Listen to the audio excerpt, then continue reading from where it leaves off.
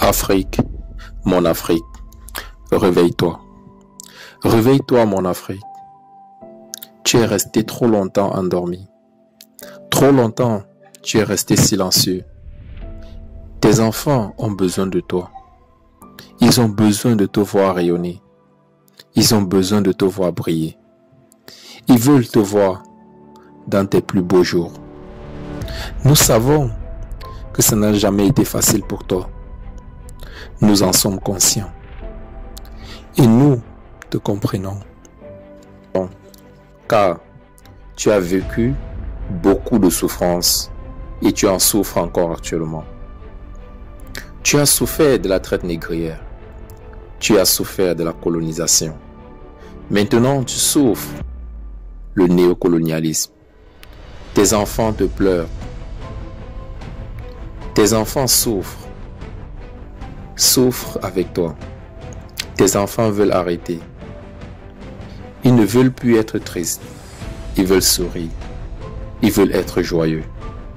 Tes enfants sont tristes. Tristes de la non-considération. Tristes de la non-reconnaissance. Tristes de ce manque d'humanisme entre eux. Ta terre, qui est parmi, sinon la plus riche du monde à l'intérieur, est malheureusement celle qui est la plus pitoyable, la plus nue, la moins scintillante, la moins rayonnante à l'extérieur.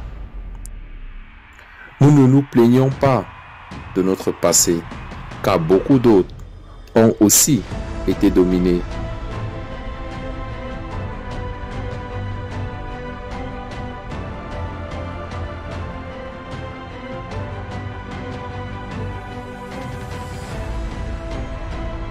Mais aujourd'hui, ils sont au sommet de leur croissance. Pourquoi nous ne faisons que nous enfoncer jour après jour? Est-ce notre destin, comme beaucoup nous le disent? Sommes-nous destinés à être toujours dominés et assujettis? Afrique, mon Afrique, réveille-toi.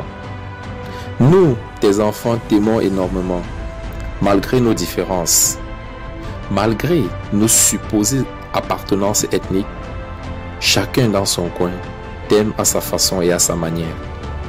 Comme tout peuple civilisé, tu as bien voulu que certains d'entre nous soient devant pour nous diriger, pour nous guider, pour nous orienter afin que nous puissions grandir, évoluer et être le reflet de cette Afrique que nous voulons tous voir rayonner.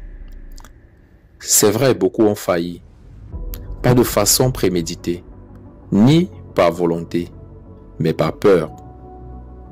Peur d'être renversé, peur d'être détrôné, peur d'être accusé, d'être jugé, peur d'être pauvre et peur de mourir. À cause de tout cela, beaucoup ont failli à la mission. Ils ont cédé à leur peur, ont travaillé croyant que c'est pour leur propre intérêt, mais le plus souvent pour l'intérêt de leur bourreau, plutôt que celui du peuple. Nous savons qu'il n'est jamais trop tard pour revenir à de bons sentiments. Jamais. C'est pourquoi nous les exhortons à comprendre ce qui suit. Le pouvoir ne peut jamais être éternel. Peu importe le temps, la vieillesse et la mort vont toujours nous rattraper. Ce sont ces deux choses qui courent toujours plus vite que vous, peu importe qui tu es. La richesse, les biens d'un peuple sont des sources intarissables. Vous ne pouvez pas tout prendre.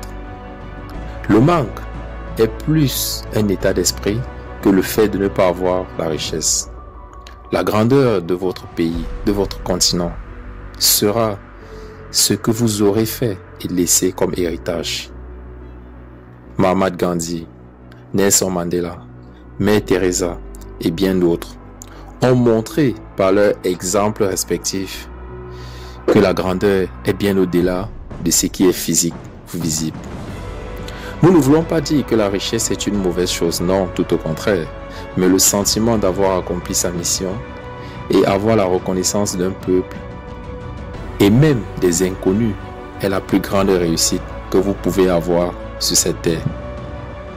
Nous vous supplions, je veux dire, exhortons à faire individuellement une auto-évaluation.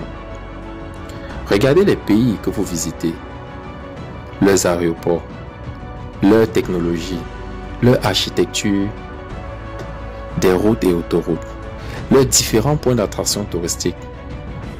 Regardez, pas pour copier exactement ce qu'ils font, mais pour l'adapter à notre contexte. Nous savons que la gestion n'est pas facile, car vous avez autant de juges, autant de journalistes, autant de critiques, autant d'analystes, autant d'experts que vos populations. Ne soyez pas découragés à cause de ça.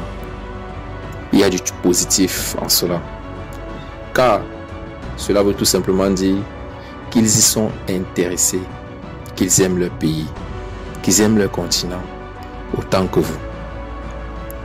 Nous, population africaine, nous vous demandons pour un début un accès facile à des besoins primaires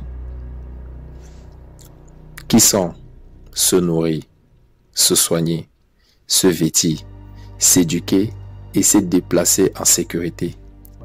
Nous sommes conscients que c'est un peu beaucoup demandé, mais nous savons que nos richesses internes et en travaillant ensemble, cela deviendra réalité dans les 5 années à venir.